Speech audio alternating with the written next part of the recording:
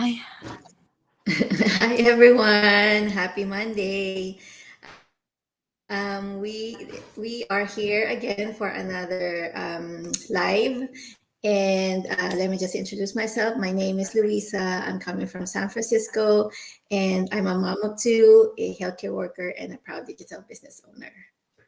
Hello, everyone. Happy Monday. We're coming to you live from San Francisco. I'm Carla. I'm a mom of two. I am a full time employee and also a proud digital business owner.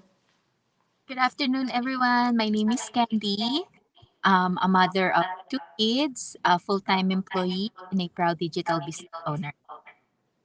Great. So today we are on our day 44 of our 90-day Go Live challenge, and today's topic is share a recent parenting win.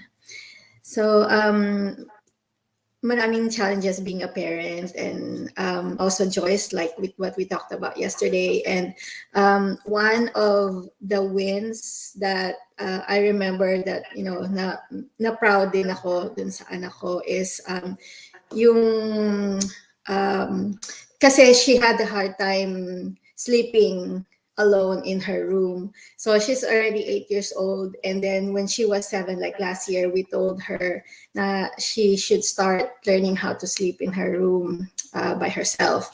So we tried that a few months ago. And at first, it was hard for her kasi ever since she was born, kasama namin siya sa room namin. And so she tried, but then during like middle of the night, she would wake up and knock on our door kasi ano daw, natatakot siya. So, she was crying. So, syempre ako naman maawa. And then we'll let her sleep again. And then we did that. So, basically, parang same scenario happens every night for like about 2 weeks. But then, I told her, we should keep trying, di ba, para mas masanay ka. And then one time, she asked me if she can download a game from the iPad so she and her friends can play. And then, naisip ko, how about this? I'll let you download that game that you wanted as long as itatry mong mag-sleep sa room mo alone for 7 days straight. Stay ka lang doon, hindi ka magnanak sa door namin. And then, so she was kind of hesitant at first, pero she said yes. So she took that challenge. And then, so after 7 days, nagawa niya, which is I'm proud of her kasi talagang tinry niya para makuha niya yung yung goal niya na makapag-download ng game na yun so she can play with her friends. So yeah, ever since then sa room na siya natutulog. So Wow. it's a win for us, for me and my husband. Yeah. Super Yeah. amazing accomplishment yan. Kasi I can relate. Kasi my kids were like that also. Like talagang Mm-mm. they were used to sleeping in our room then. Tapos Mm-mm. kailangan nga may incentive to make them sleep in their room. So minsan we still allow them, 'di ba? Kasi parang feeling ko naglalambing lang sila or Namimiss mo din ganun. sila. Oo. So syempre, 'di ba parang kasi in my mind, oh, when they get older, they don't even want to stay with me anymore. So sometimes papabayaan ko na lang, I'll let them. But yeah, that was also a struggle for me when my Mm-mm. kids were younger. So I can totally relate. Pero for me naman, Yeah. my parenting win was recently lang nung Friday kasi me and my husband we never really go on date nights. So hindi namin Mm-mm. masyado pinapa-babysit yung kids. So Mm-mm. I mean, we have family here naman, pero hindi naman namin sila masyadong inaasahan. So, hindi naman kami masyadong lumalabas as a couple. But this Mm-mm. time, kasi it was an adults-only party, so sabi ng host, parang, it's okay, you can bring your kids, but it would be better if it's all adults. So, kuha ka ng, we asked our family if okay lang, they can stay with them. Tapos Mm-mm. I'm happy naman kasi parang, 'di ba when you trust your kids to someone, like you don't want bad reviews na parang, ang hirap alagaan nito because you're so magulo or Yeah. ang likot or makalat or whatever. So, they were easy naman daw to take care of. So, That's I'm good. so happy kasi parang at least feeling ko I raised them right, 'di ba? Respectful. Kasi it's not their house. So we left them in Yeah. my tita's house. So at least wala naman no bad reviews, no nothing. So they were pretty behaved naman daw, easy to take care of. So that was my win. Yeah, that's really good. Yeah, that's definitely nakakataba ng puso. Like when you hear like good feedback, for from your kids. And definitely important ang, date night with our Yes. husband. We still have to give them priority, 'di ba? Kasi when we have kids, most of the time parang feeling nila yung kids na yung nagiging priority natin. So that's Mm. important to have that once in a while. So for me, since I mentioned the challenge yesterday was, spending time with my kids. It's harder now since, they're grown up and they really have more like friends sila. They hang out with the friends. So recently, I was shocked, when my son asked me to have breakfast with him. Because I always want to spend time with him. I always ask him, like we eat lunch or dinner, even with his girlfriend, para mas hindi siya tumanggi. But still, tumatanggi siya. Like he doesn't want me to have lunch or dinner with them. So I was shocked, when he asked me to have breakfast with him. So that was I felt really special. That moment felt really special for me.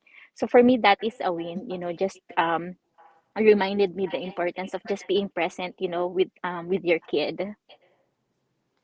Yeah, it's very important nga. Present with your kids para nandun pa rin yung connection, alam mo yun, close pa rin kayo, Mm-mm. diba? Yes. So, another one for me is yung, this happened a while back nung yung sa panganay ko naman when she was around 9 or 10 years old. So, we wanted her to learn, we wanted to teach her like yung gawain sa bahay, like simple things like, paghuhugas ng pinggan or doing her own laundry. And so, ano naman, so she wanted to learn din, ano naman siya, gusto niya rin i-try. And so I told her, I'll give you $1 kapag maghuhugas ka ng pinggan. And then she said yes, yes. Kasi yun that time parang meron siya mga gustong bilhin, pero syempre minsan di ko naman maibigay din right away, di ba? Or all the time. So she thought of that. Sabi niya, yeah, sure, why not? I'll get money and then I'll do the chores. So she used that money to buy things that she liked. Diba? So parang either way, it's a win-win din kasi nakatulong sa amin and at the same time, nabibili niya rin yung gusto niyang bilhin. So yeah, ever since then, siya na rin yung gumagawa ng laundry niya and yung doing the dishes, she would do it 2 to 3 times a week. Wow. I need to do that. I need to work on that. I need to give them responsibility or at least more responsibility kasi it just teaches them to be more independent growing up. So Responsible din. yeah, they're more responsible. No, I need to start doing that. Thank you. Parenting tip din for me. So, ako naman, yung isa kong parenting win is, studies, for the studies of my kids. Kasi talagang, tinututukan ko sila with studies. So, kasi feeling ko like, if I don't really pay attention, hindi pa sila, they're not ready to study on their own, finish their homework on their own. So, I have to always check it, ganyan. So, parang eventually, alam na nila when they get home from school, they're not allowed to do anything. They're not allowed to do iPad or watch TV or anything, play until they finish their homework. So yeah, parang it's our routine now when they get home. Sometimes they'll have a snack first, but then they know they can't touch the iPad or like any electronics until they're done with their homework. So thankfully, like I think it's working kasi like my son naman, he's doing well. Mostly A's naman siya ngayon. So Um, I'm kind of parang medyo pine-pressure ko nga siya kasi I know he's smart eh. So minsan lang 'di ba pag naging tamad ka or naging medyo super relaxed, like bumababa yung grades eh. So I really need to like stay on top of our studies kasi I know he can do it eh. I know he's smart. but yun nga, like he still needs my help at this time. So, but I'm so proud of them kasi they're doing really well in school, both of them, my son and my daughter. But yung sa daughter ko, it's still first grade lang naman siya. So, hindi pa masyado, wala pang grades.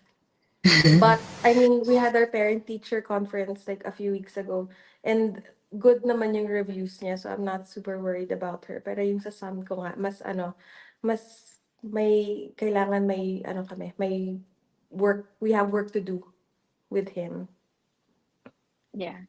So that's really important, kasi if we keep doing it with the kids, then they're really gonna learn like yung importance ng studies. Like right now, that's really their number one priority, is like to really be really good, with school and everything. So that's really good kasi as when they grow up, then they'll value more yung studies nila.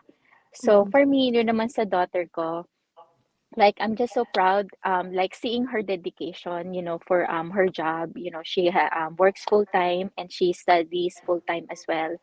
So just seeing that, like when yung sinabi ni Luisa kanina, just teaching them responsibilities, and they really bring it like when they grow older.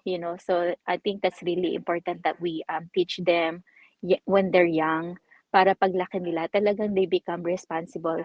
Since nga yung daughter ko, she wants, like to be independent, like she really wants. So talagang nagtatrabaho siya full-time and school kahit na nahihirapan siya, but because she wants to be independent on her own, she does it. She does ask help when she needs it, but most of the time she just do it by herself. So nakaka-proud lang. It's a great feeling siya kapag Yes.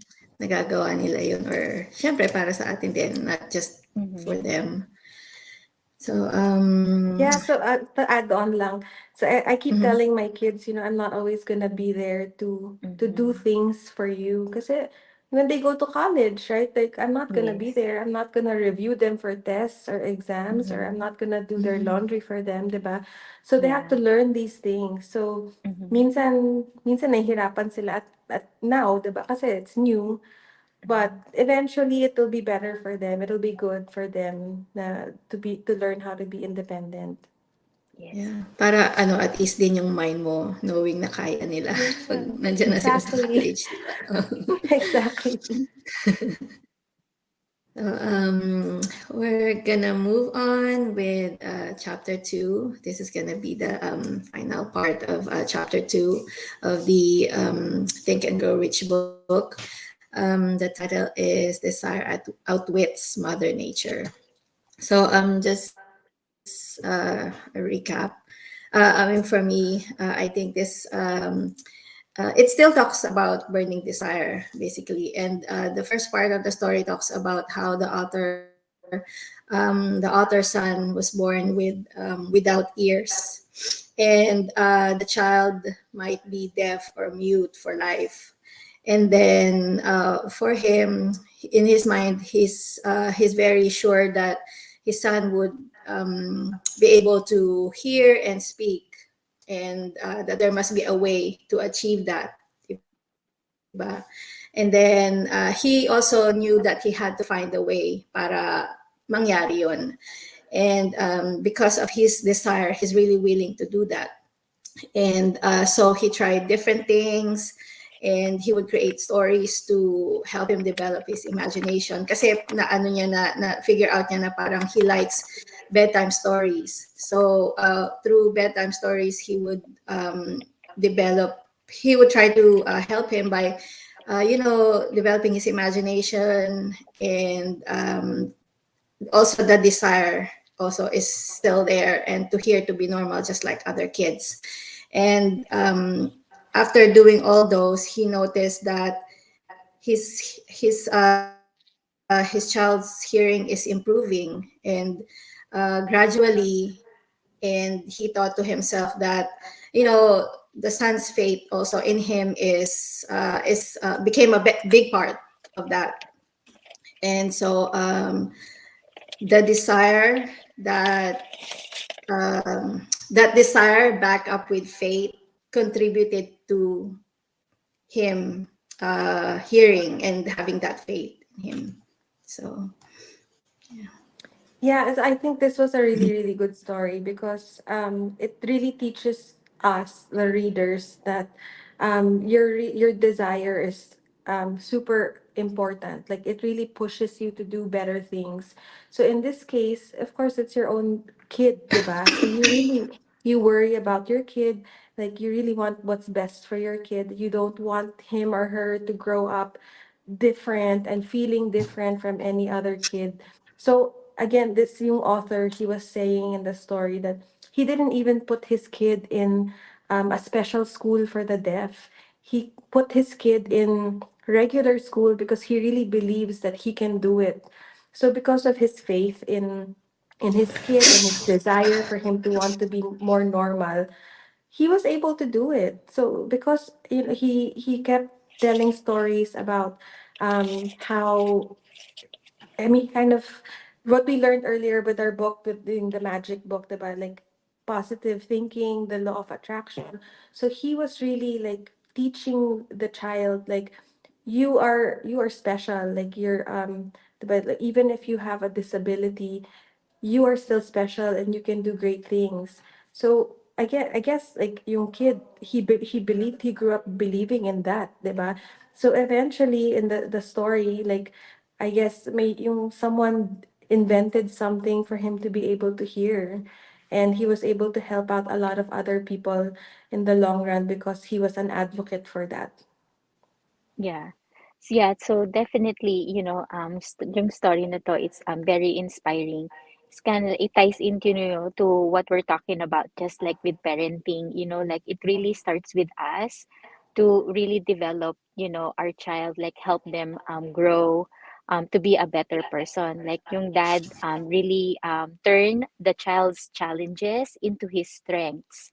Like yung disability niya, like he didn't see it as disability, but it's an advantage for him, and he instilled that in the kid's mind, that whatever he's lacking, it's actually his strength, and he believed that because the dad believed in it so much, na ipasa niya yun sa anak niya. So so that's what I really like about the story as well. Yeah, and he even mentioned, yun nga, like what you said earlier, that being a handicap, don't look at it as obstacles, but use it as a Mhm. stepping stone to towards your goals. And nothing is impossible if that burning desire is there, and you have faith to achieve that success. Mhm.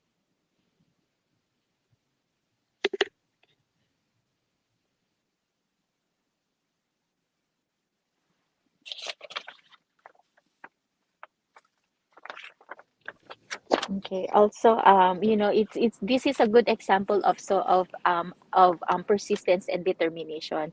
Like the dad and the son didn't stop on any obstacles or challenges that they faced. It even just kasi nga determined yung daddy niya na you know his son will hear and be able to talk. Kahit wala siyang ears, like he find a way, and hindi sila nag-give up. So kahit yung son niya nahihirapan sa school, he still didn't give up kasi nakukuha niya yung strength din niya from his dad. So, yeah, I think we lost Carla. Carla. Mhm. Yeah. So should we Oh, okay.